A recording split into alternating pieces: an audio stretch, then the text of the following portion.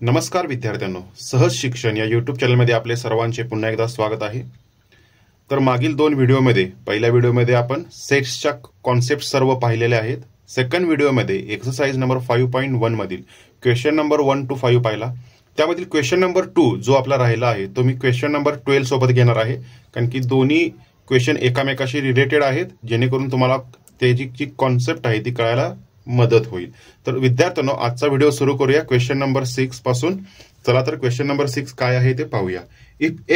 If A and B are subsets of the universal set X, universal set म्हणजे काय, जो सर्व सबसेट्सना सामावून घेणारा universal set X, and n of X म्हणजे number of element in universal set किती आहेत, 50 आहेत।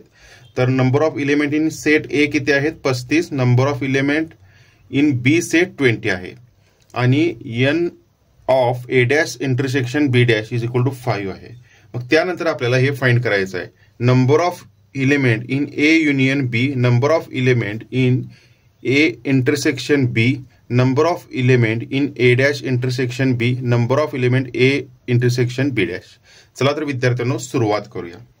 तर पहिल्यांदा काय काढायचं आपल्याला, 1 नंबरचं n of A union B। आता n of A union B काढण्यापूर्वी आपल्याला काय काय दिले ते पाहूया। आपल्याला काही बेसिक्स फॉर्म्युले माहित आहेत, ही या ठिकाणी फॉर्म्युले आहेत। n of A union B जर काढायचं असेल तर आपण या पद्धतीने पण काढू शकतो, n of A plus n of B minus n of A intersection B। पण या ठिकाणी n of A intersection B दिलेला आहे का, तर नाही दिलेला आहे। मग जे आपल्याला दिलेलं आहे त्याच्यापासून आपण काय काढू शकतो का ते आपण पाहूया। आता ह्या ठिकाणी हे जे दिलेलं आहे, ही term n of A dash intersection B dash is equal to, आता आपल्याला लॉ माहित आहे, हे जे कॉम्प्लिमेंट आहे ते ब्रॅकेटच्या बाहेर गेणार आणि हे इंटरसेक्शन आहे ते युनियन मध्ये कन्वर्ट होणार। n of A union B bracket complement. आता A union B bracket complement काय असते विद्यार्थ्यांनो, तर हा असतो n ऑफ X म्हणजे युनिव्हर्सल सेट मधून या सेटचा कॉम्प्लिमेंट म्हणजे काय असणार, तो n of A union B, अशा पद्धतीने ते असणार आहे, हे आपल्याला माहित आहे। तर आता n ऑफ X या ठिकाणी दिलेला आहे, n of A union B आपल्याला काढायचं आहे, बरोबर। आणि या ठिकाणी ही पण टर्म आपल्याला दिलेली आहे। तर कसं होणार, ही टर्मची व्हॅल्यू किती दिलेली आहे, 5 is equal to n of X किती आहे, 50 minus n of A union B। तर विद्यार्थ्यांनो, आपल्याला काय काढायचं, n of A union B काढायचं आहे। Therefore n of A union B is equal to 50 ह्या बाजूला जाणार आणि मायनस 5 होणार, किंवा आपण ही टर्म ह्या बाजूला घेऊन 5 इकडे घेऊ शकतो, जेणेकरून फायनल आन्सर आपलं येईल 45। 50 मधून 5 गेले 45। Number of element in A union B किती आले, तर 45।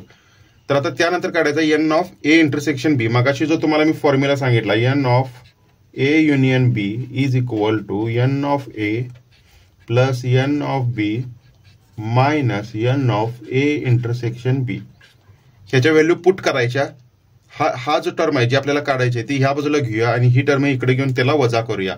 मग n of A intersection B is equal to काय येणार, तर n ऑफ A किती आहे, 35 प्लस n ऑफ B किती आहे, 20 minus n of A union B मगाशीच काढलेला आहे 45।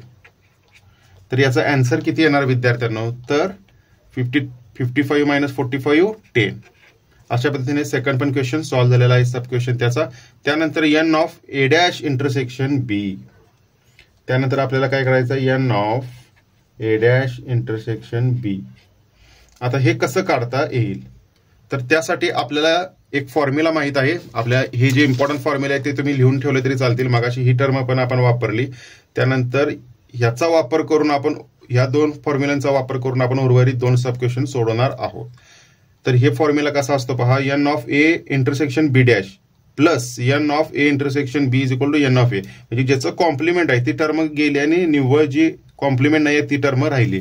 तर तशा पद्धतीने आता आपल्याला काय करायचं आहे, ह्या ठिकाणी कॉम्प्लिमेंट A चा आहे, मग आता कसं येणार, n of A dash intersection B plus n of A intersection B is equal to काय येणार, A डॅश A कॅन्सल झालं, n ऑफ B येणार।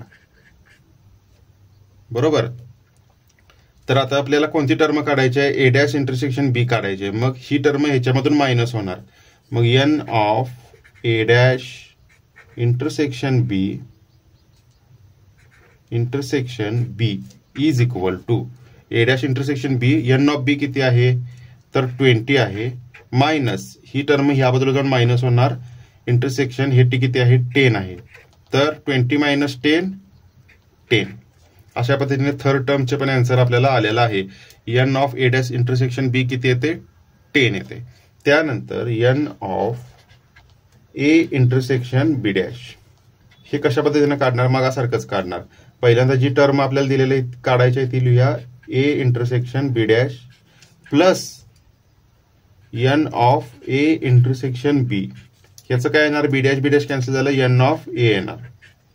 तर ह्या ठिकाणी ही टर्म आपल्याला काढायची आहे, N of A intersection B dash plus N of A intersection B मगाशी आपण काढलेला आहे 10 is equal to N of A किती आहे 35. तर 35 इकडे 10 जाणार आणि ही आपल्याला टर्म मिळणार N of A intersection B dash is equal to 25. अशा पद्धतीने क्वेश्चन नंबर 6 सॉल्व्ह झालेला आहे. चला तर विद्यार्थ्यांना पाहूया त्याच्यानंतरचा question. Question number 8 from amongst,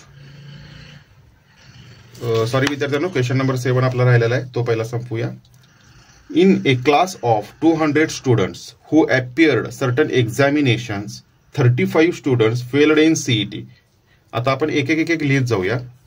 late set universal set काय असणार आहे, x be the set of all student in class, all student in class,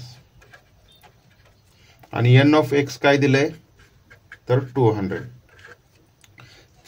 appeared in certain examination 35 student failed in CET, 14 NEET, 14 JEE. म्हणजे फेलचं माहिती दिलेली आहे. तर C be the set of students failed in CET.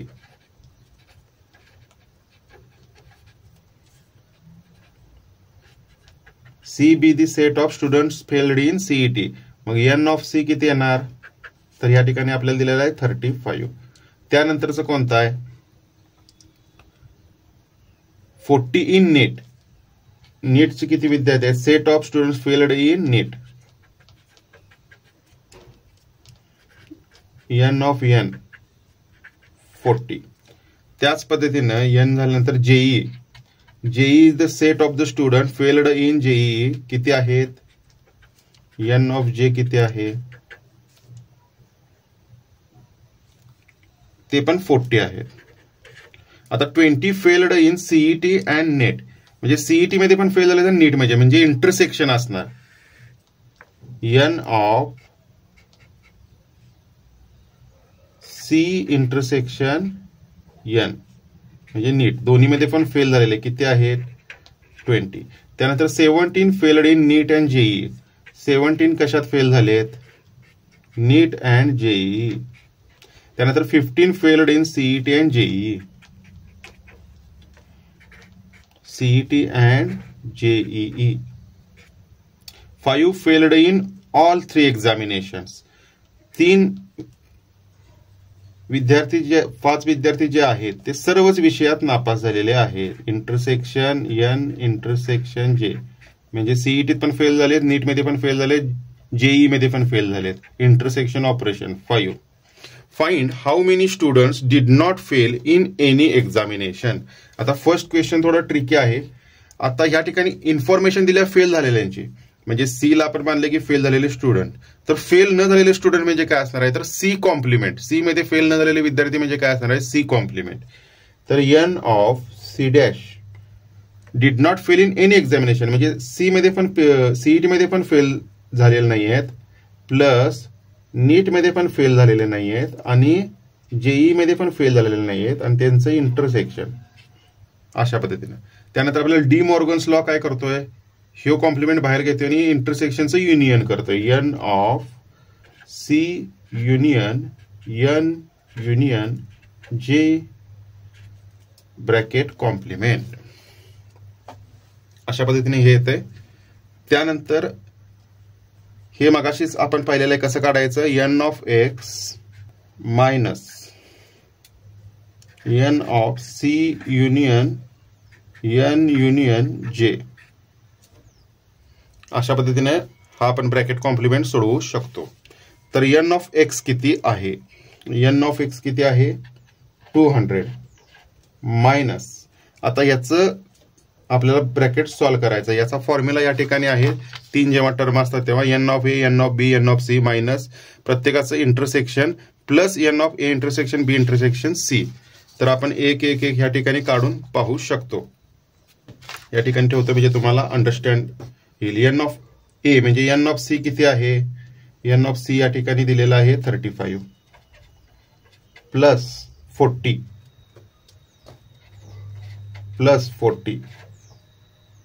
Minus प्रत्येकाचं intersection minus 20 minus 17 minus 15 आणि N of A C intersection N intersection J काय येणार आहे तर प्लस 5. शेवटची टर्म प्लस 5 आहे. या ठिकाणी शेवटची टर्म जी आहे ती या ठिकाणी या फॉर्म्युलामध्ये आहे. तर आता हा ब्रॅकेट आपल्याला सॉल्व्ह करायचा आहे. 200 मायनस किती 35, 40 प्लस 40 80, 80 प्लस 30 115 प्लस 5 120 मायनस 35 52. आता हा ब्रॅकेट सॉल्व्ह करायचा आहे. 120 मायनस 52 पण करू शकता किंवा इकडे 52 मायनस 120 पण करू शकता.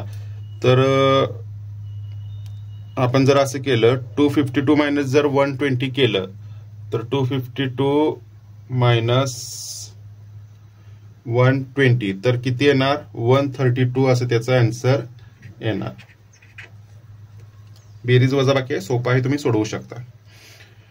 सेकंड क्वेश्चन आहे फेल्ड इन नीट और जेई एंट्रन्स. आता सेकंड क्वेश्चन सब क्वेश्चन त्यातला सॉल्व्ह करायचा आहे. Failed in NEET and JEE और जेई. आता हे और म्हणजे काय आहे प्लस आहे म्हणजे युनियन आहे म्हणजे एन ऑफ एन युनियन जे. आता याचा फॉर्म्युला माहित आहे, मागाशी तुम्हाला इम्पॉर्टंट फॉर्म्युला लिहून घ्या म्हणून सांगितलं. पहिलाच formula N of A union B is equal to N of A plus N of B minus N of A intersection B. तर त्याच पद्धतीने सॉल्व्ह करायचा. N of N plus N of J minus N of N intersection J. तर या ठिकाणी फॉर्म्युलामध्ये information टाकूया. N of N किती आहे 40 प्लस जे 40 मायनस या ठिकाणी 70.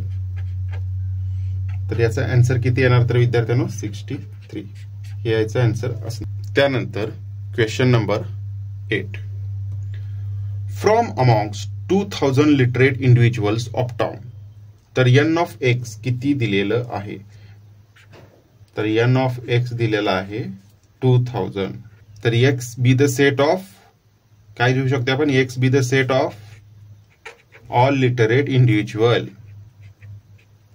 हे तुम्ही वहीत लिहू शकता. त्यानंतर 70% read Marathi newspapers 50% read English newspaper. तर let M be the set of literate who reads Marathi newspaper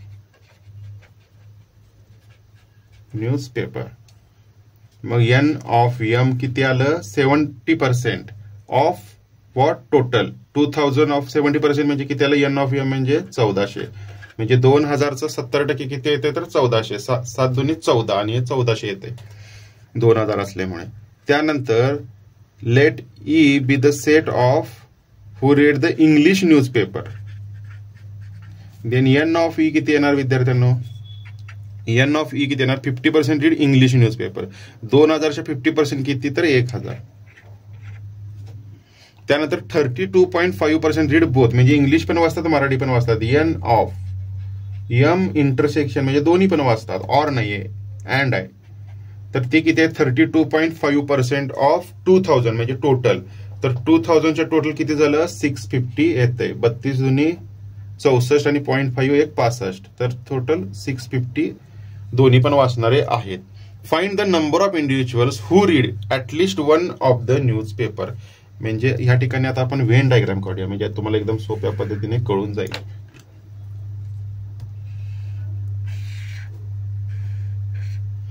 2000 लोक आहेत.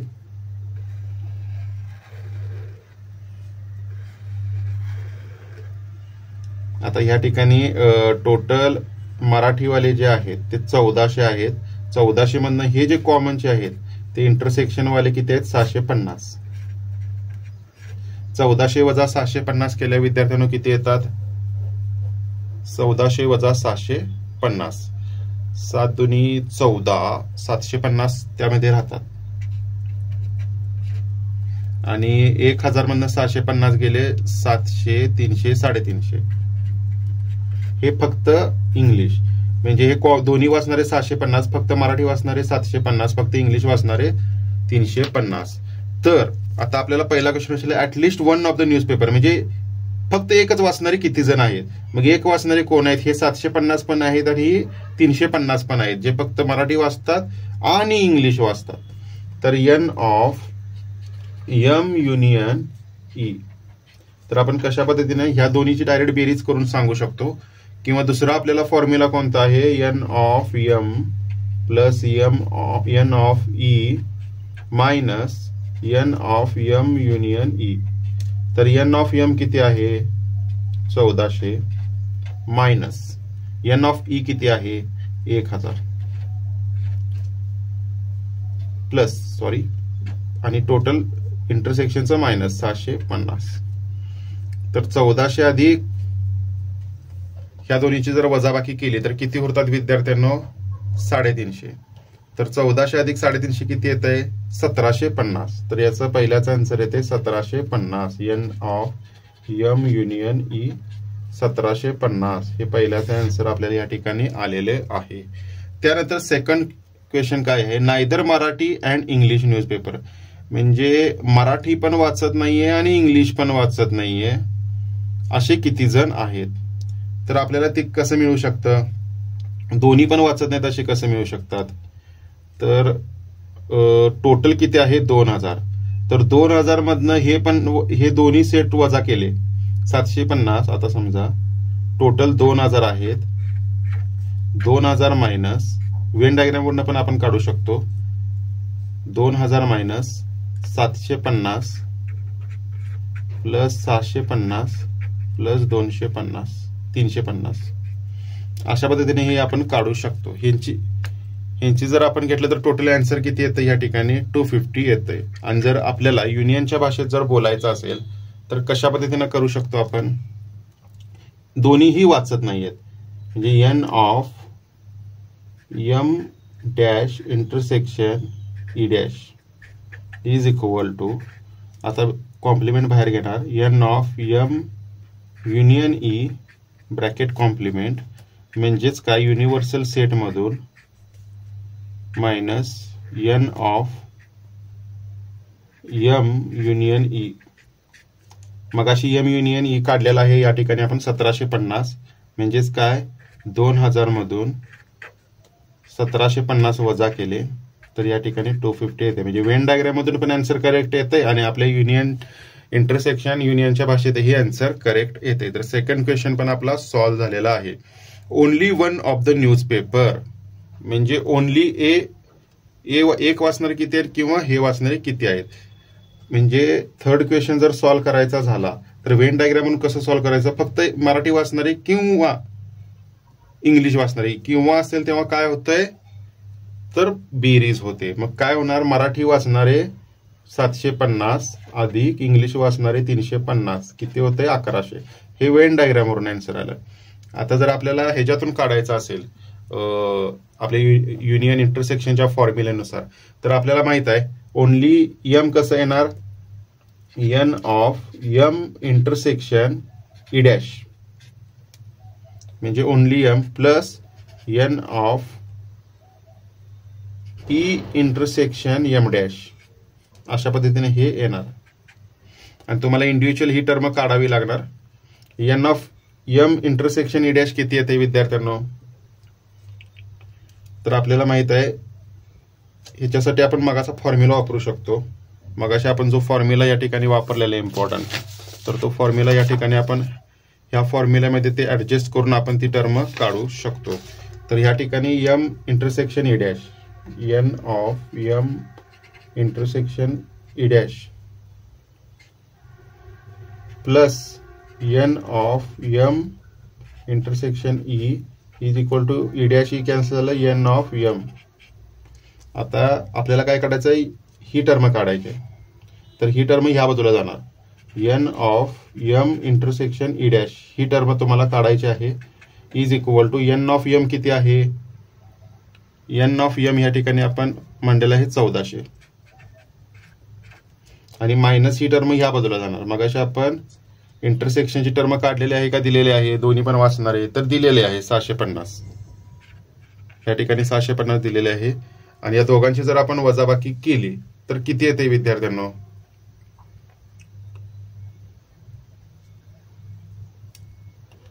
1400 वजा 750.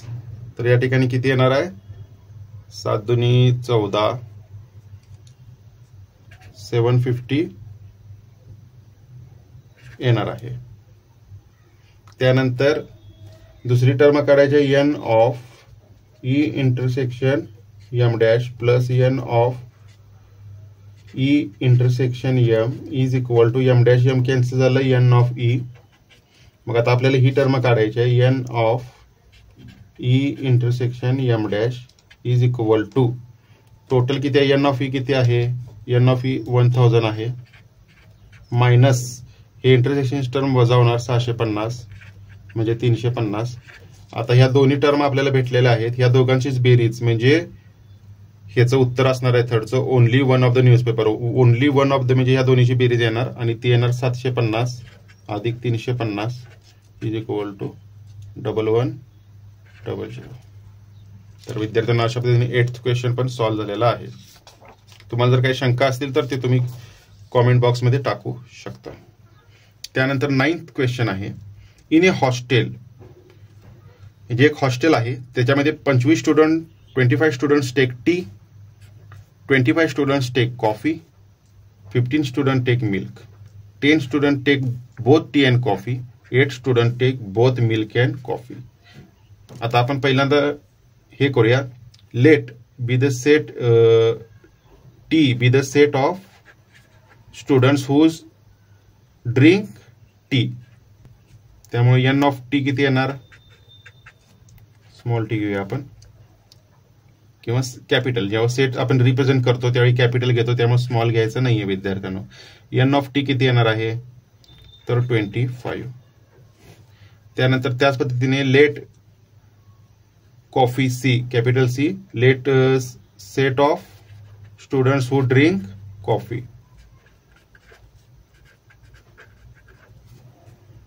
एन ऑफ सी किती येणार आहे विद्यार्थ्यांनो 20. त्याच पद्धतीने मिल्क घेणारे किती आहेत, एन ऑफ एम 15.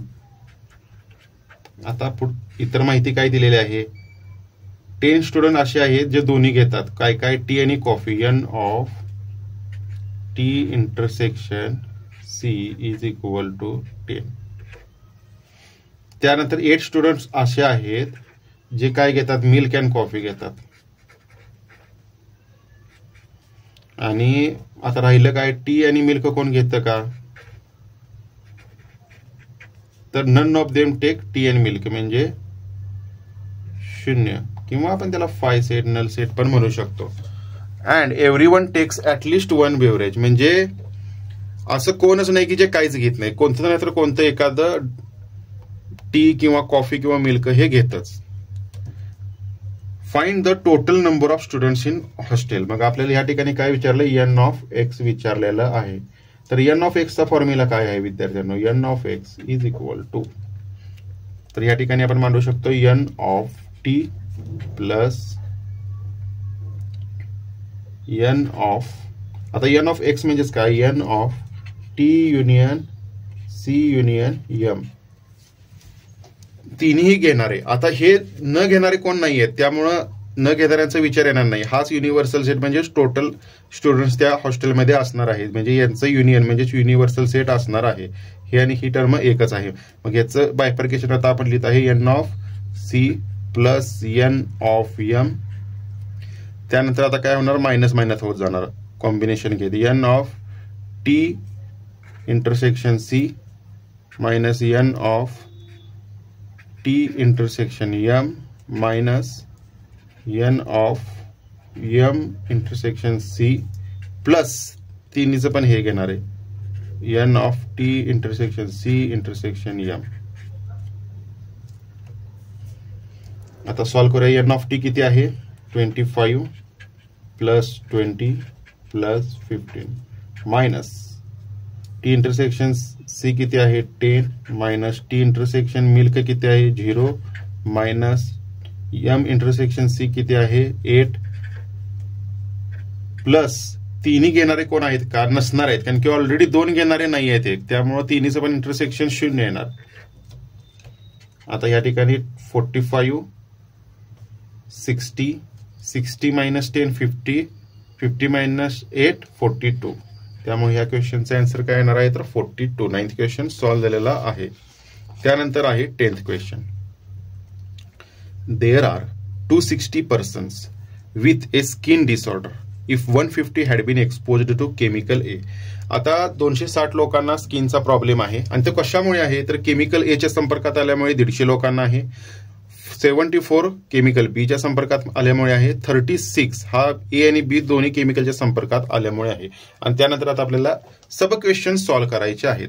तर लेट टोटल पर्सन किती आहे there are 260 person. X be the set of total person.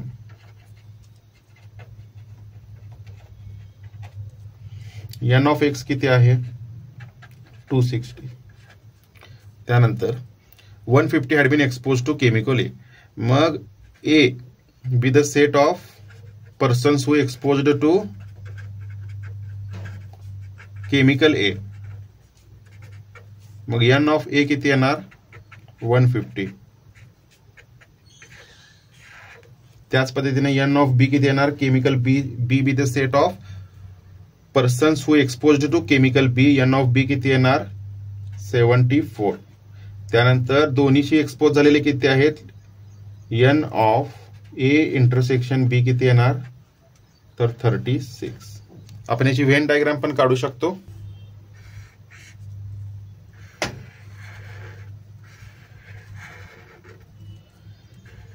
Common किती आहे 36. दोन्ही पण असणारे ए बी. आता ए किती आहे 150 मायनस 36 किती आलं 114.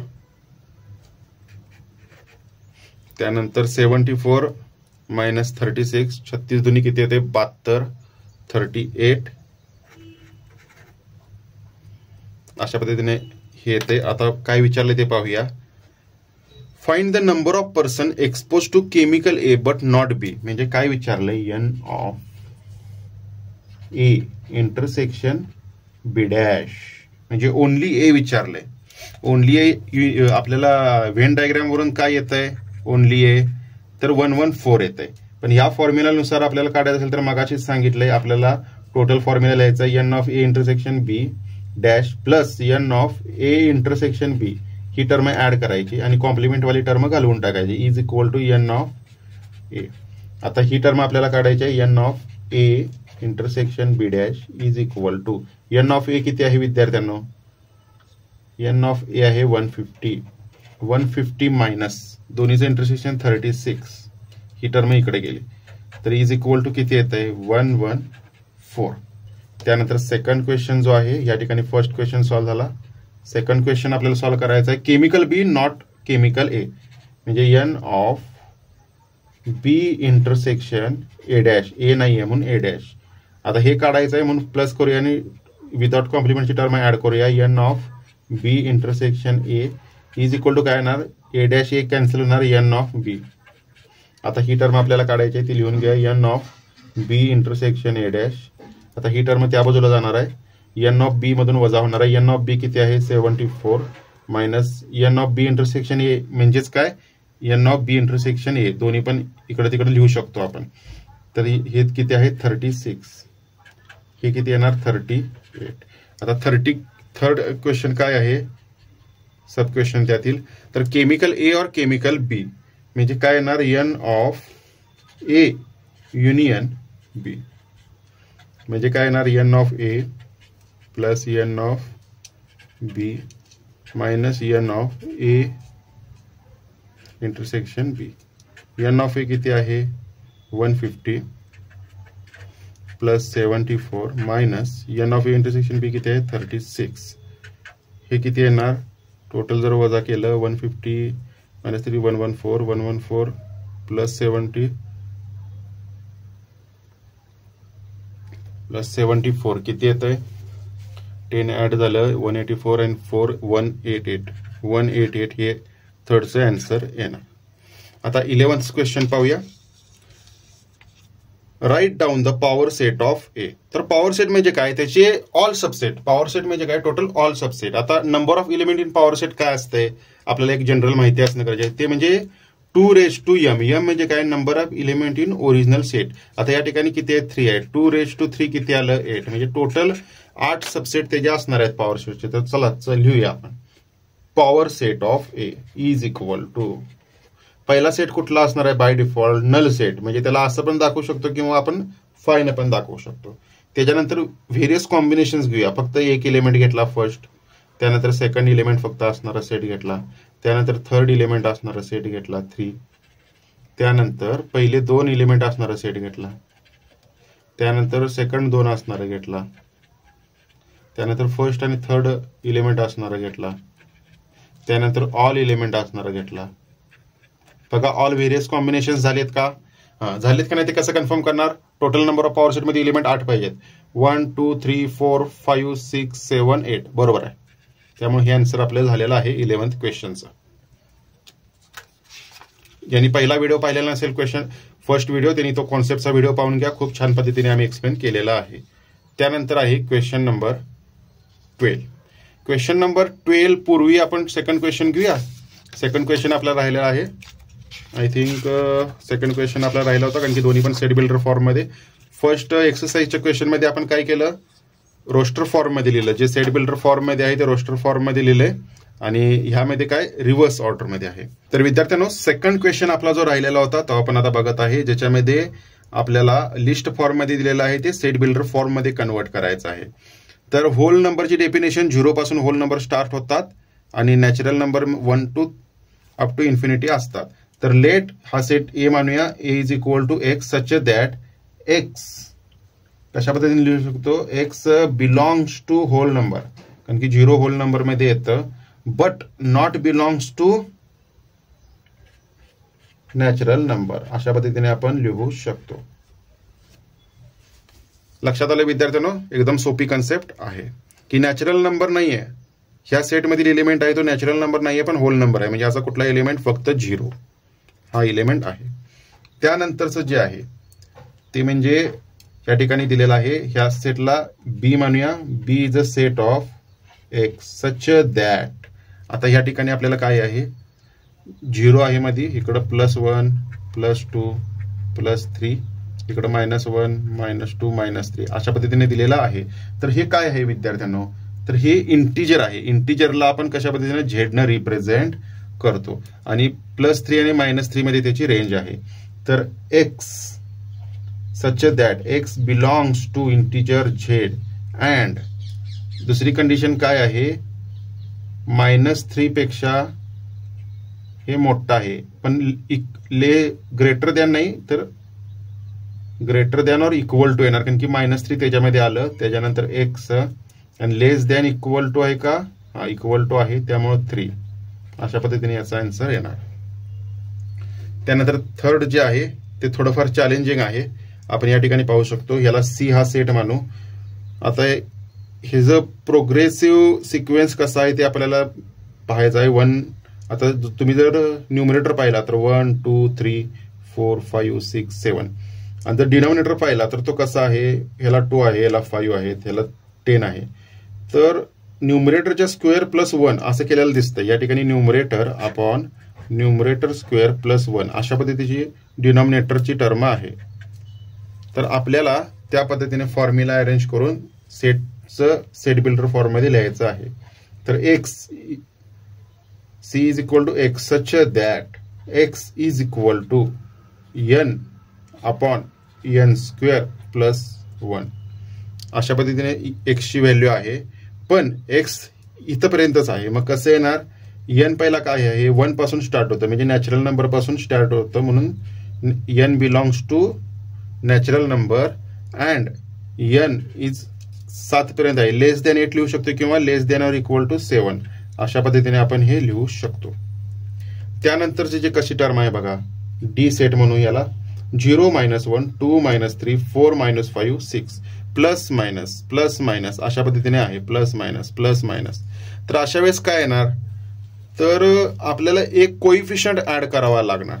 ते तुम्हाला लक्षात ठेवायचं आहे, कारण की एक्झाम मध्ये असं काही वेगळे एक्झाम्पल येत नाहीत. काही एक्झाम्पल तुम्हाला लक्षात ठेवावी लागणार आहेत, जेणेकरून तुम्हाला इतरही एक्झाम्पल त्या दृष्टीने सुटतील. एक्स, आता आपण पहिला लिहूया, x is such that x equal to, आता -1 एकदा येते, एकदा +1 येते, म्हणजे -1चा जर स्क्वेअर केला तर काय येणार, तर प्लस होणार. पण -1चा क्यूब केला तर काय होणार, परत मायनस येणार. परत -1चा फोर्थ केलं तर काय होणार, परत प्लस येणार. तर त्या दृष्टीनं अपेक्षित टर्म काय आहे, -1 त्याला येणार आहे रेज टू.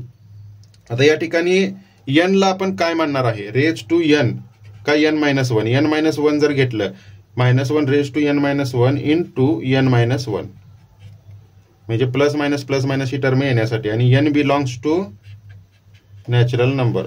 आता आपण जर टाकून बघितलं, n इज इक्वल टू काय येणार, पहिला नॅचरल नंबरनुसार 1, तर n हे जर रेज टू काय येणार 0, -1 रेज टू 0 म्हणजे हे 1 येणार.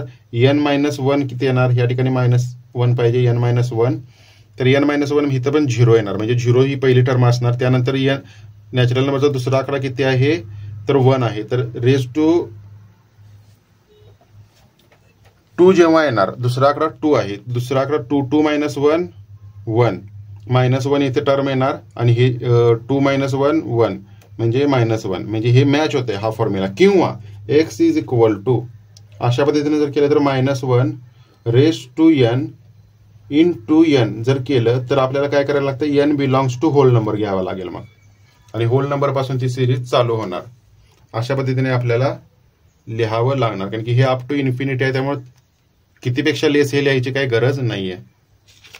हा अशा पद्धतीने सेकंड क्वेश्चन आपल्याला राहिलेला तो पूर्ण झालेला आहे. त्याच्यानंतरचा सोपा क्वेश्चन आहे 12th क्वेश्चन, तो आपल्याला इंटरवल फॉर्म्स मध्ये लिहायचा आहे. आता इंटरवल जेव्हा असतं, इंटरवल म्हणजे काय, एखादी नंबर लाईन आहे, तर त्याच्या कशाच्या मध्ये आहे ते पॉईंट्स आपण फर्स्ट व्हिडिओ कन्सेप्टच्या व्हिडिओमध्ये शिकलेलो आहोत. तर त्याच्यामध्ये सर्व नंबर येणार, रिअल नंबरमध्ये सर्व नंबर येणार, त्यातले रिअल नंबर मधले, म्हणजे नंबर लाईनवरचे ऑल पॉईंट मधले पण येणार, इंटिजर पण येणार. त्यामुळे आपण त्याला रिअल नंबर बिलॉंग्स टू म्हणू शकतो, की नंबर लाईनवरचे सर्व नंबर काय येतात, बिलॉंग्स टू रिअल नंबर. हे फक्त लक्षात ठेवायचं. जेव्हा इंटरवलचा क्वेश्चन येतो तेव्हा एक्स व्हेरिएबल जो आहे तो बिलॉंग्स टू रिअल नंबर, हे आपण लक्षात ठेवायचं आहे. तर पहिला क्वेश्चन सॉल्व्ह करूया. -3 0, आता हे ब्रॅकेट आहे म्हणजे काय आहे, तर हे ओपन ब्रॅकेट आहेत, म्हणजे ते धरून नाही आहेत. -3 आणि 0 त्या ह्याच्यामध्ये येणार नाहीयेत. तर काय येणार, x such that x belongs to R, हे पूर्ण इंटरवलच्या सर्व क्वेश्चनला येणार आहे. आणि 3 आणि 0 आहे का, त्यात नाहीये, कारण की ब्रॅकेट काय आहेत, ओपन आहेत. त्यामुळे 3 आणि 0 नाही. -3 x greater than -3 but less than 0, अशा पद्धतीने याचा आन्सर येणार आहे. आता हे क्लोज्ड ब्रॅकेट आहेत, म्हणजे 6 आणि 12 त्याच्यामध्ये येणार आहेत. एक्स हे व्हेरिएबल 6 आणि 12 ची पण व्हॅल्यू घेते. आपण शिकलोय, जेव्हा असं पूर्ण ब्लँक असतं तेव्हा घेत नाही, आणि डार्क असतं तेव्हा घेतं. एक्स बिलॉंग्स टू आर, आता 6 आणि 2 येणार आहे, 6 x 2. आता हे इक्वल टू फक्त लिहायचं, less than equal to, less than equal to, अशा पद्धतीने याचा आन्सर आहे, कारण की 6 आणि 12 पण व्हॅल्यू इंटरवल मध्ये घेणार आहे. आता या ठिकाणी पुन्हा ओपन इंटरवल आहे. X such that x belongs to R, पुन्हा आपण या ठिकाणी एक्स लिहू, 6 लिहू, इन्फिनिटी लिहू. आता या ठिकाणी ओपन ब्रॅकेट आहेत, ओपन ब्रॅकेट आहे म्हणजे इक्वल टू येणार नाही, फक्त या ठिकाणी x is greater than 6 less than infinity, अशा पद्धतीने आपण लिहू शकतो. त्यानंतर x such that x belongs to R, आता इकडची जी टर्म आहे -8 घेत नाही आहे, त्यामुळे -8च्या टर्मच्या इथं फक्त असं येणार, खालचं आडवी रेष येणार नाही. त्यानंतर 5 जे आहे 5च्या अगोदर हे स्क्वेअर ब्रॅकेट आहे म्हणजे इन्क्लूड आहे, त्यामुळे हे इक्वल टू साईन येणार ह्या ठिकाणी, लेस दॅन इक्वल टू 5, कारण की 5ला त्यात इन्क्लूड आहे. त्यानंतर ह्या ठिकाणी पण तसंच होणार, x such that x belongs to real number to x 5. आता फक्त ब्रॅकेटनुसार ऍडजस्ट करायचं आहे, सिंपल ब्रॅकेट आहे, आणि जेव्हा स्क्वेअर ब्रॅकेट असेल तो इक्वल टू लिहायचं, एकदम सोपं आहे.